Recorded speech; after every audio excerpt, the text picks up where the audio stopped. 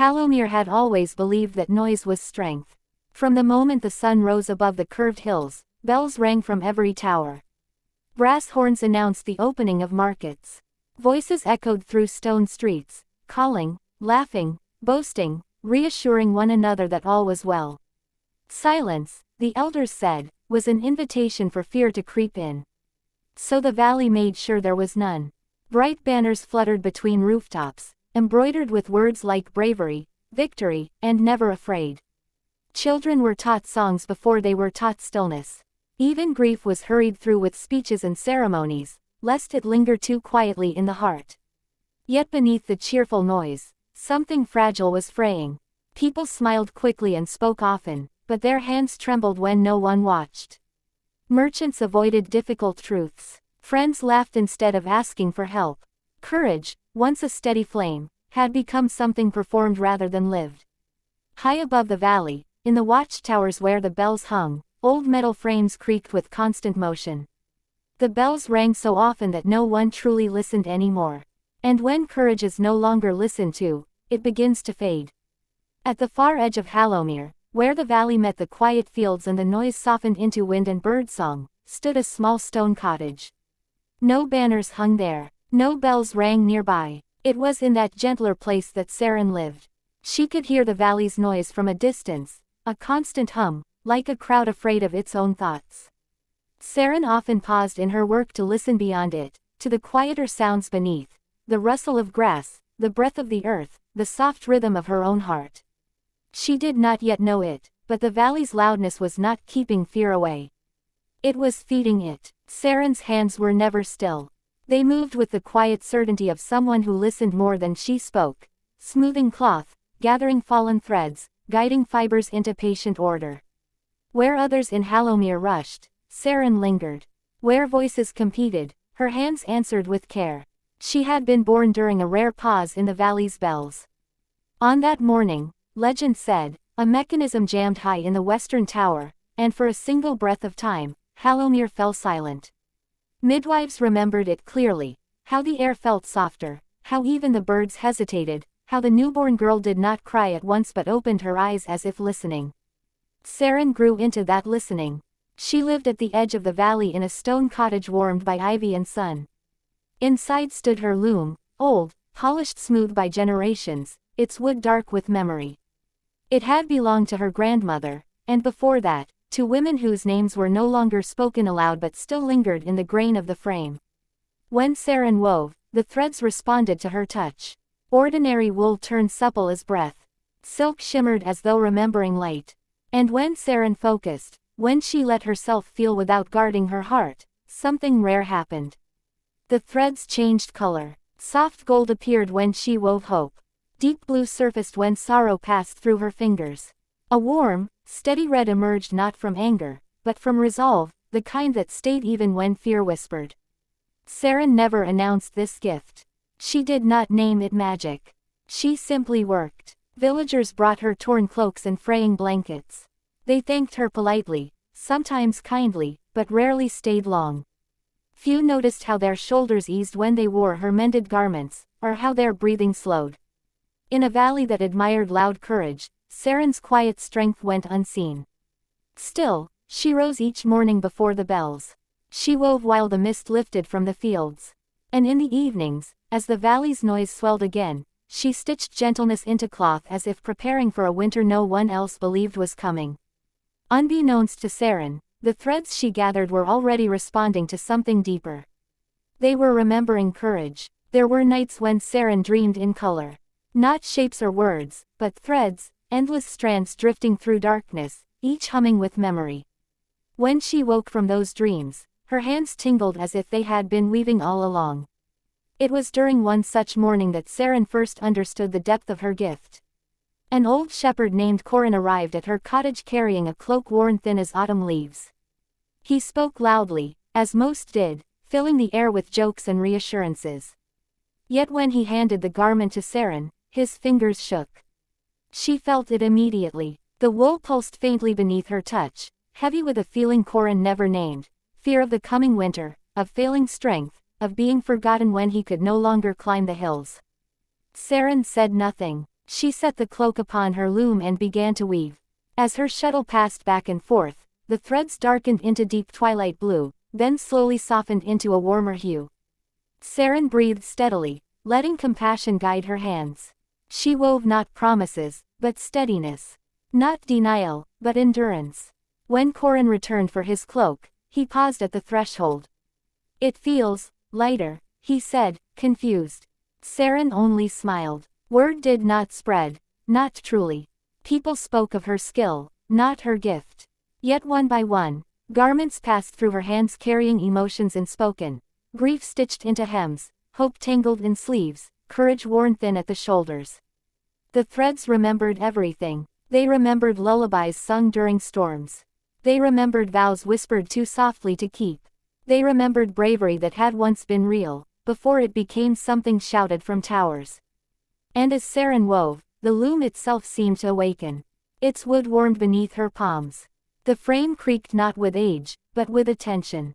Sometimes, late at night, Sarin thought she heard it sigh, like something grateful to be used again. Beyond the cottage walls, the valley continued its noise. But beneath the shouting and the bells, the threads were gathering memory. And memory, when held long enough, becomes strength. The change did not arrive all at once. It came quietly, like a loose thread tugged free by time. At first, Sarin noticed it in the cloth she was asked to mend. Sleeves wore thin faster than they should. Seams loosened where hands trembled most, at the chest, at the wrists, along the shoulders where burdens rested unseen. Then she noticed it in the valley. Merchants hesitated before opening their stalls. Friends avoided difficult conversations, choosing laughter that rang too sharp. The bells still rang, louder, longer, but their sound felt hollow, as if echoing through something already empty. One afternoon, Sarin walked into the village square to deliver a finished cloak.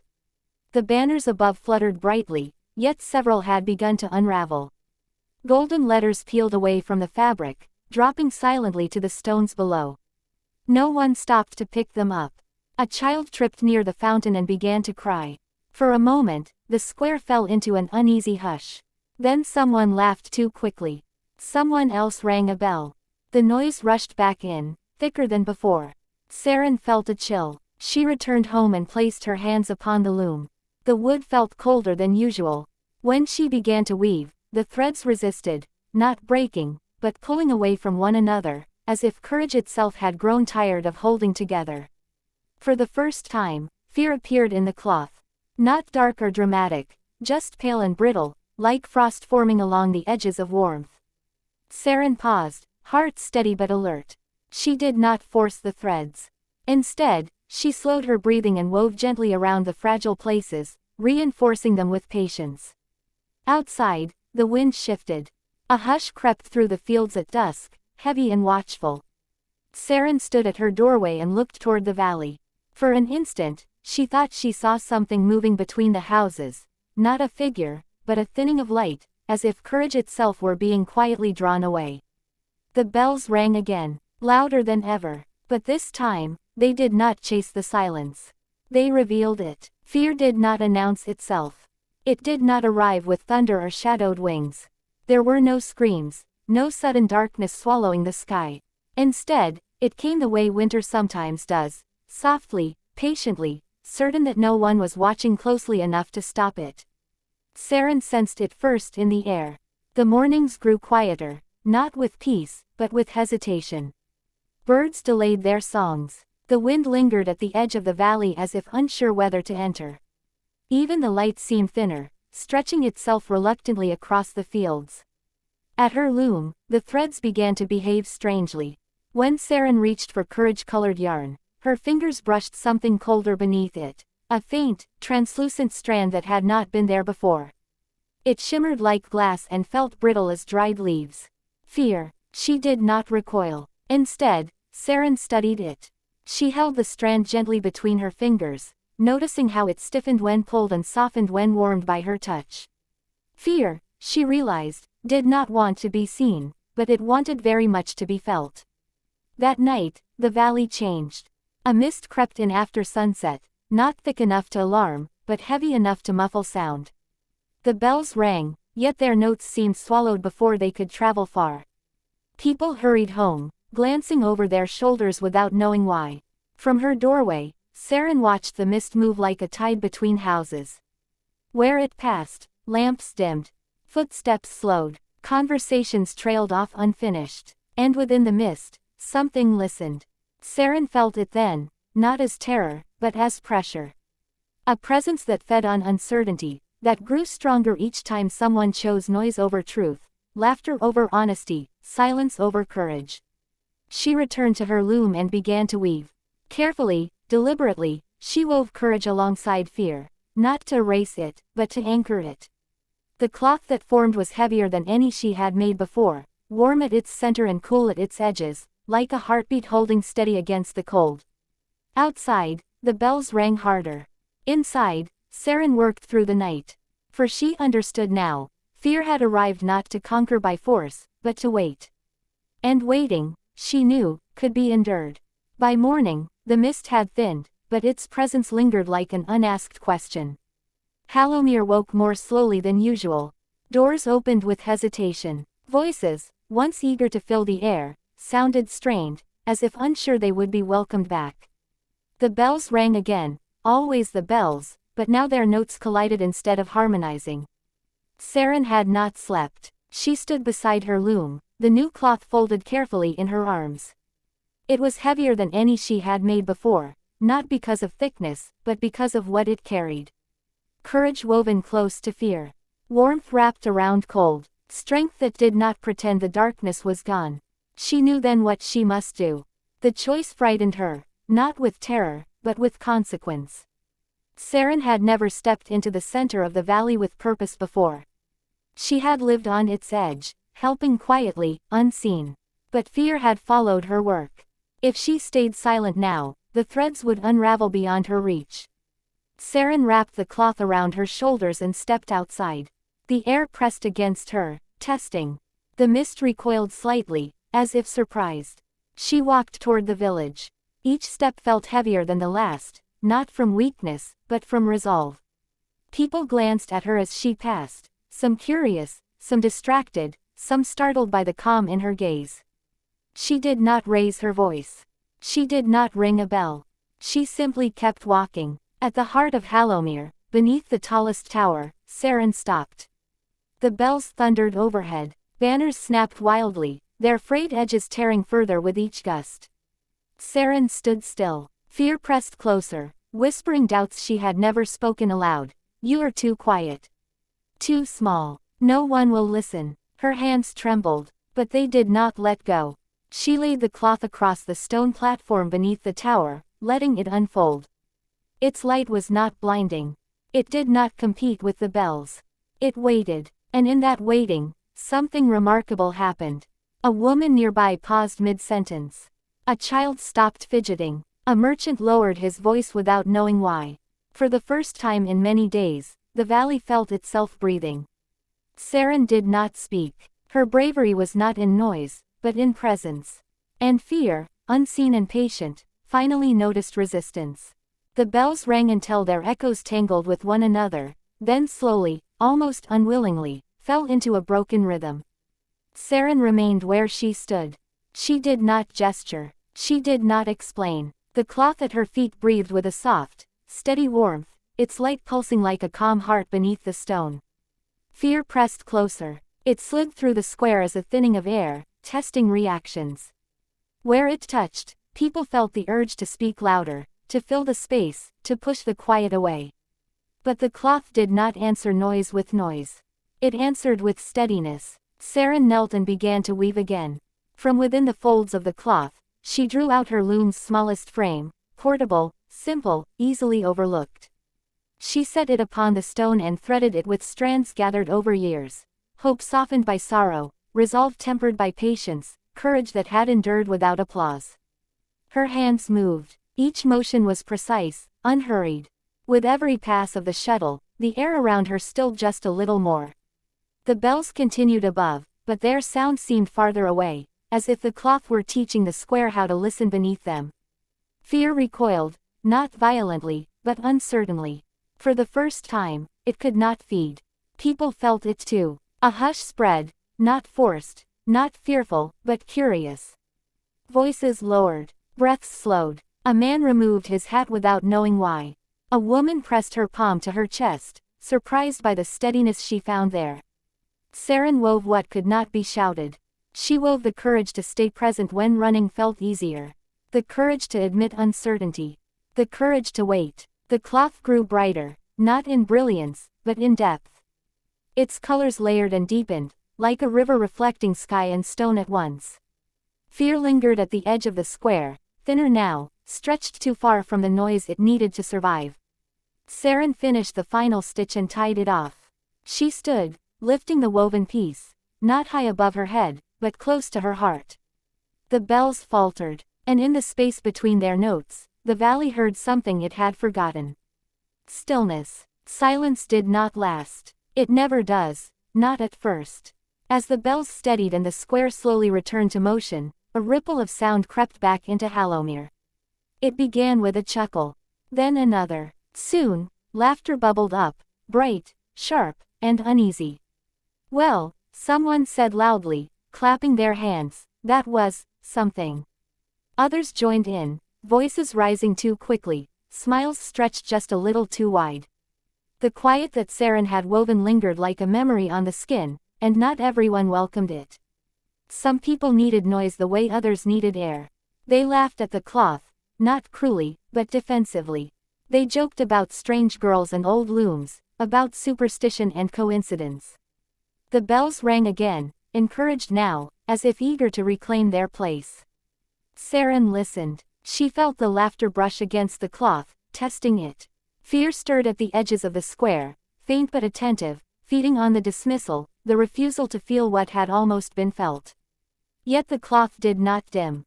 It warmed. Sarin understood then that courage, once awakened, did not vanish simply because it was mocked. It only waited, patient, unoffended. A boy tugged at his mother's sleeve. "Why does it feel quieter inside?" he asked, confused. The woman laughed, shaking her head. "Because you're imagining it." But her hand tightened around his. Sarin folded the cloth carefully and lifted it. She did not argue. She did not defend her work. She met the laughter with calm eyes and turned toward home. As she walked, the crowd slowly parted. Behind her, the laughter grew louder for a moment, then fractured. Some voices trailed off. Others rang hollow. Fear followed her steps for a short while, then hesitated. It had learned something dangerous. That courage did not require agreement. That night, the bells did not ring. At first, no one noticed. People were busy filling the evening with sound of their own, doors closing, laughter spilling from windows, hurried conversations meant to outrun lingering unease. The towers stood dark against the sky, their ropes unmoving, their metal mouths closed. Sarin noticed. She felt the silence before dusk fully settled, like a held breath. From her cottage, she looked toward the valley and saw the mist returning, not thick, not hurried, but deliberate. Fear was trying again. Without the bells, the valley felt exposed. Lamps flickered. Shadows lengthened unnaturally. In homes across Halomir, people paused mid-thought, unsettled by the absence of the noise that had always told them they were safe. Some rushed outside, calling to neighbors. Others whispered prayers they had forgotten they knew. A few stood very still, listening. At her loom, Sarin unfolded the cloth. Its warmth was steady, unchanged by laughter or dismissal. She wrapped it around herself and stepped into the night. The streets were quiet enough now that her footsteps echoed. Fear gathered in the silence, thickening near the towers where the bells slept. It was stronger here, where no sound pushed it away, yet weaker too, stripped of the chaos it needed to hide. Sarin walked toward the tallest tower. Each step was an act of courage no one saw. At the base of the tower, she stopped. The rope hung loose, waiting. Fear pressed close, whispering again, "Ring them. Break the quiet. Bring the noise back." Sarin placed one hand on the stone. With the other, she laid the cloth against the tower wall. Its glow spread slowly, climbing the stone like sunrise. Fear recoiled, not vanishing, but retreating, stretched thin in the open stillness. Across the valley, people felt it. Hearts slowed, breath deepened. The silence, once terrifying, began to feel spacious, like a room finally cleared of clutter. The bells remained silent, and for the first time in generations, Halomir slept without them. Morning arrived without fanfare. No bells announced it. No horns split the air. Dawn simply unfolded, slow and pale, spreading light across the valley like a promise that did not demand attention. People stepped outside hesitantly, as if expecting the silence to shatter. It did not. Instead, they noticed small things they had forgotten how to see. The sound of birdsong echoing cleanly between rooftops, the way sunlight warmed stone before touching skin, the rhythm of their own breathing. Sarin walked through the valley carrying the cloth folded against her chest. She did not climb towers or return to the square. She went where courage was thinnest. At the edge of the market, she knelt beside an elderly woman whose hands shook as she counted coins. Sarin wrapped a corner of the cloth gently around her shoulders. The woman's breath steadied. In a narrow alley, she placed the cloth across the back of a young guard who had not slept, who feared he would fail when needed. His shoulders lowered. At a doorway shadowed by grief, she left a small strip of fabric with a mother who had forgotten how to hope quietly. Sarin did not stay to be thanked. She moved through the valley like a thread itself, connecting, reinforcing, holding. Fear watched from a distance. It could not approach easily now.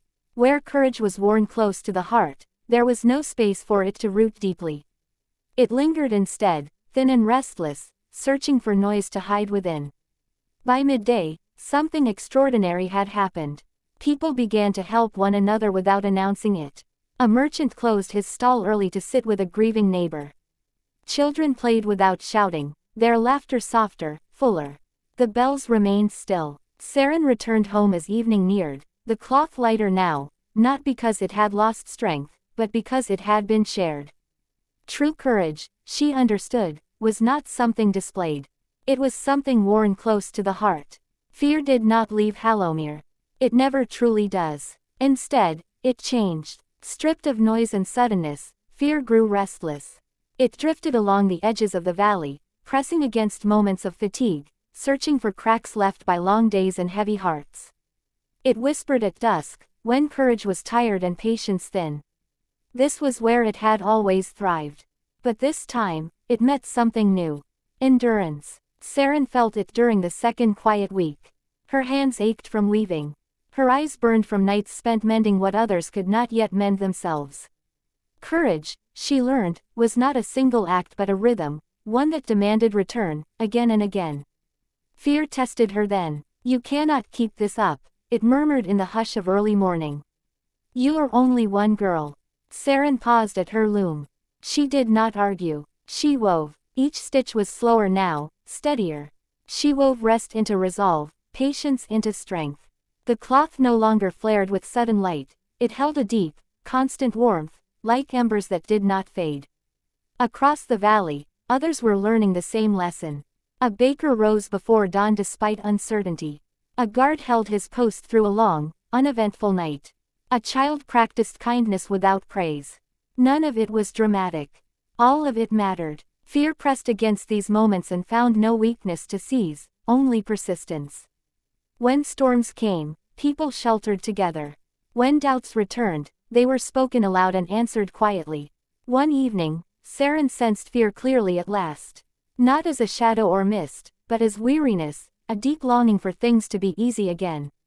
She carried the cloth to the edge of the fields and laid it on the grass.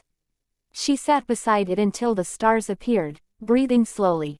Fear lingered, endurance remained, and in that long, shared stillness, fear learned its final limitation. It could frighten, but it could not outlast those who stayed. Stillness came slowly to Halomir. It was not enforced, nor demanded. It was learned, hesitant at first, like a new language spoken with careful pauses. People began to notice when they filled silence too quickly. Conversations lingered instead of rushing toward reassurance. Grief was allowed to breathe. Joy softened into something deeper than excitement. The bells remained quiet. No law forbade them. No hand stilled their ropes. They simply were no longer needed. Sarin watched this change from her cottage doorway, hands resting at her sides. For the first time in many days, she was not weaving. She listened. The valley had found its own rhythm. In the market, merchants spoke honestly of loss and hope. In homes, families learned to sit together without distraction. Even laughter changed, less sharp, more real. Fear still existed. It always would. But it no longer commanded attention. When unease surfaced, people named it. They did not drown it in noise. They did not pretend it was not there. They stayed. One evening, a group gathered in the square, not to celebrate, not to shout, but to sit. No banners flew. No speeches were made. They simply shared the quiet, discovering that stillness did not weaken them. Sarin joined them briefly, then slipped away. Her work, she knew, was no longer at the center. It had become part of the fabric. Courage did not return to Halomir all at once. It arrived in fragments. A door opened that had long remained closed. An apology spoken without being wrapped in humor. A truth offered gently, even when it trembled on the tongue. These were not the kind of acts that rang bells. They were smaller, quieter. They happened in kitchens at dawn, in workshops lit by single lamps, on pathways where neighbors paused instead of passing by. A baker admitted fear of failure and was met with help, not judgment. A guard asked for rest, and was granted it. A child spoke honestly about loneliness and was listened to. Sarin saw these moments as she walked the valley. She no longer carried the cloth everywhere. Instead, she carried thread, thin strands wound around her wrist like a reminder. When she paused to mend a tear or reinforce a seam, the fabric responded more quickly now, as if recognizing the courage already present. The loom waited patiently at home. It was no longer hungry for work. Fear watched from farther away. It tried to whisper into moments of exhaustion, into nights when doubts crept back. But each time, it found itself answered, not by one voice, but by many small choices. Endurance had become communal. One afternoon, Sarin returned to the square and found something unexpected. Someone had begun to weave. Not cloth, but kindness. A group sat together repairing old garments, sharing stories softly as their hands worked. No one led. No one claimed credit. Sarin smiled. Her courage had multiplied. Illustration prompt. Scene. Montage-style composition showing small acts across the valley. Neighbors helping, hands mending cloth together, quiet conversations. Sarin walks through the scene, observing with gentle pride. Palette, warm neutrals, soft greens, muted gold. Lighting, natural daylight, even and comforting. Mood, collective strength, humility, shared courage. Style, cinematic fairy tale realism, storytelling montage, human warmth. The morning Sarin chose to leave the Valley of Voices arrived without ceremony. Mist lay low across the hills, softening edges and quieting sound, as if the land itself wished to honor her nature. The looms stood still, not abandoned, but resting, threads complete, stories finished for now.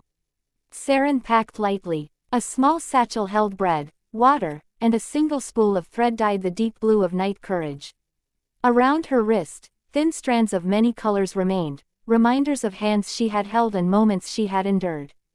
As she stepped onto the central path, doors opened, not all at once, and not with noise. One by one, people emerged. No one blocked her way. No one begged her to stay. They had learned. Some bowed their heads. Some smiled. Some simply stood, hands folded over hearts that no longer needed shouting to feel strong. Sarin walked past the loom at the square's center. She did not touch it. It no longer needed her hands. At the valley's edge, where sound had once risen into chaos, the air felt calm and wide. The unseen fear was gone, not defeated by force, but undone by neglect. Sarin paused, placed her palm over her chest, and breathed. "I will carry you quietly," she whispered. Then she walked beyond the hills, into paths unwoven and futures unnamed. Behind her, the valley did not call her back. It continued living. Years passed in the Valley of Voices, but time no longer felt like something that rushed or pressed too hard against the people who lived there. The valley moved at a human pace. Children grew, carrying memories not of shouting crowds or ringing bells, but of moments when someone knelt to listen to them fully. They learned early that courage did not always raise its voice. Often, it lowered it. In the square, the looms remained. Some were repaired many times, others were rebuilt entirely by new hands. No single pattern was ever declared the right one. Instead, the valley honored intention. Why a thread was woven mattered more than how perfect it looked. Travelers sometimes arrived, drawn by rumors of a place that had once been unbearably loud and had learned to become gentle without becoming weak. They asked about Sarin. The people answered differently each time. Some said she was a weaver who taught them to listen. Others said she was a quiet girl who stayed when leaving would have been easier. A few simply said, she showed us how to be brave without harm. No statues were built. Instead, when fear crept into a home, someone would place a hand on another's shoulder and stay. When anger rose, someone would breathe before speaking. When grief appeared, it was given space, not hurried away. This was Sarin's legacy, not a name etched in stone, but habits woven into daily life. At dusk, when the light softened and the valley grew still, the cloths stirred gently in the breeze. They no longer glowed with magic. They did not need to. They were strong because they were shared. Far beyond the valley, Sarin continued her quiet walking. Wherever she went, people did not know her as a hero. They knew her as someone who listened first. And that was enough. For courage, when worn close to the heart, does not announce itself. It endures. Chapter 15 Illustration Prompt. Scene: a generational view of the valley, children learning at the looms, adults working and talking softly, elders resting together at dusk. Cloths sway gently in the evening air. No central hero, only shared life. Palette: linen white, warm clay, dusk lavender, soft amber. Lighting: evening glow fading into twilight, calm and balanced. Mood: legacy, humility, enduring strength, peace. Style: cinematic fairytale realism, wide ensemble composition, natural textures, quiet emotional depth. Epilogue: the thread that never broke. Long after the looms of the Valley of Voices had weathered sun and rain, long after new hands had replaced old ones, something invisible remained unbroken. It lived in pauses before speech. It lived in the way people stayed when staying felt difficult. In how fear was acknowledged instead of chased away. In how courage was measured not by volume, but by honesty. No one could point to the exact place where Sarin's thread lay now. It was no longer a single strand. It had been woven into everything. Travelers who passed through the valley often left changed, though they could not say why. They spoke more gently when they returned home.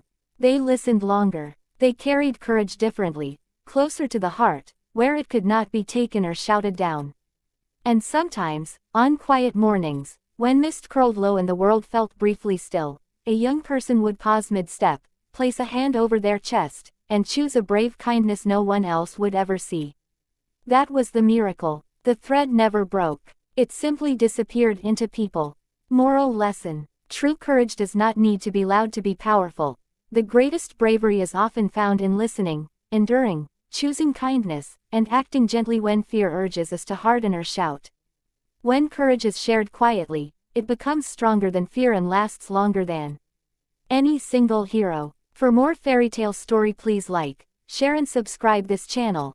Thanks and God bless everyone.